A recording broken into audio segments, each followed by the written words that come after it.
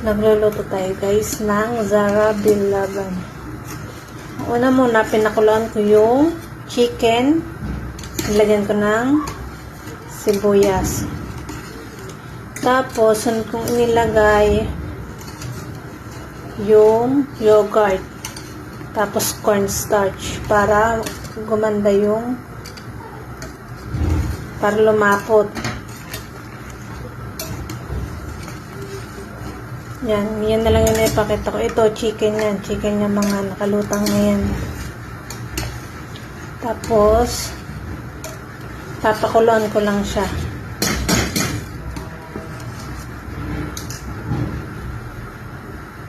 Lalagyan ko pa ng cauliflower. Mamaya, pag kumulo na siya.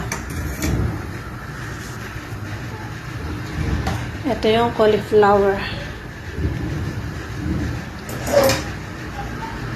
Yun lang guys.